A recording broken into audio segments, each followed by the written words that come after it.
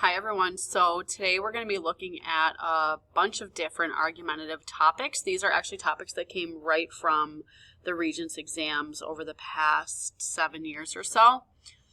So for example, you see, does the internet have a negative impact on our thinking process? Should college athletes be paid? Is graffiti art? Should American citizens be required to vote? Should plastic bags be banned? Should the United States government create strict sugar regulations? Should cash currency be eliminated? And should the United States eliminate daylight savings time? And finally, should companies be able to track consumers' shopping and other preferences without their permission? So last week we were looking at the topic, should animals be allowed in the workplace? You see on the other slides you have a post-it for evidence, a post-it for citation to copy paste the web address, and a post-it for claim in the middle. So what you're going to do is search this topic in the center of the slide, and the first task is to, as the directions state, research first and apply critical thinking to find reliable, credible sites before establishing a claim.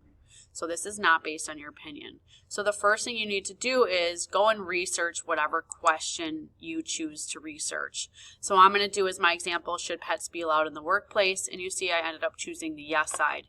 And I'm going to show you how I went through this process because it's not just cut and dry and it shouldn't be just picking the first website you choose. So you're going to go, what I ended up doing was typing in, should pets be allowed in the workplace? So I just typed the actual question word for word because that seemed like the easiest option for me. And what came up first was this website for appliedpsychologydegree.usc.edu. And since it was a .edu, I thought that might be a good starting place. So I clicked on it and it brought me to this site, the benefits of bringing pets to work, and automatically I realized that there is no author, so that alerted me that maybe I don't want to use this site if I can't identify who the author is. So I come down to the bottom and there are some sources, and this one mentions a new study, so I was like, okay, maybe if I can find a study that would be a better source. So I click on it. And I hit a roadblock. I come to this AAHA and it says we've lost the scent. So basically the page isn't there. How cute is that though? Okay, so sorry, I just had to restart that. So I clicked on the track a new scent to look for a different article. It brings me to their home page. So I just typed in pets in the workplace. And studies show that pets in the workplace are good for business. So I clicked on that. Okay, and I was still like, I don't know what this AAH is, so I had to go do a little research on that and their history. And it says they were founded by 7 leaders in 1933, so people from the veterinarian profession. So that seemed pretty legit to me. And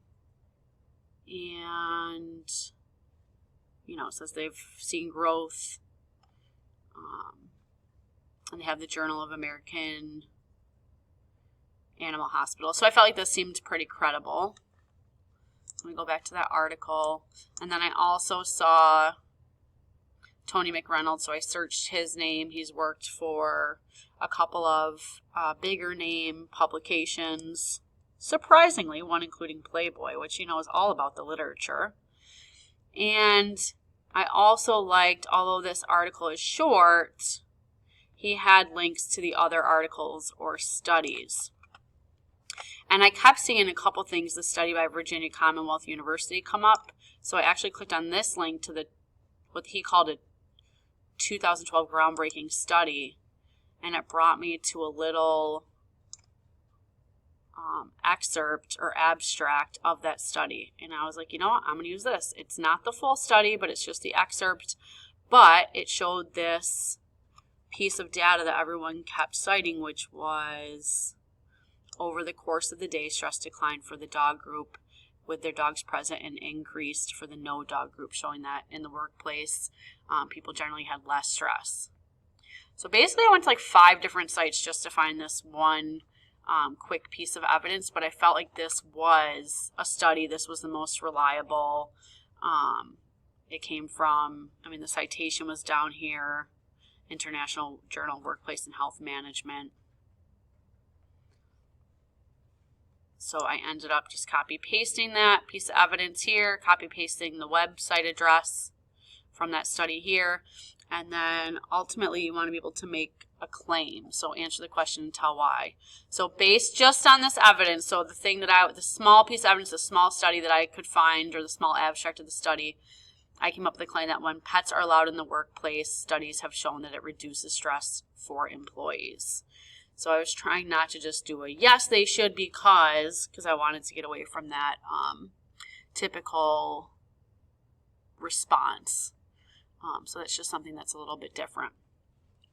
So my point in showing you all this is that, again, I went from site to site trying to find something that was the most reliable rather than just settling on the first thing that I found, because you want it to be credible and reliable, and you want that credibility as a writer. So what you're going to do, now that you've seen my sample, is pick 2 of the slides that you would want to complete. I would just pick the ones that are most high interest to you. I tried to put the ones first that I thought were more high interest, but that's subjective. So pick 2 and you're going to do the same thing. So the big part of this is that research in the beginning, applying those critical thinking skills we talked about last week.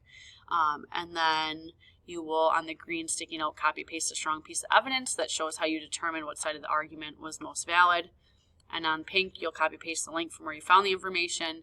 And then finally, you'll write your strong claim statement that answers the prompt and tells why. Remember, your claim should be debatable, assertive, reasonable, focused, and evidence-based.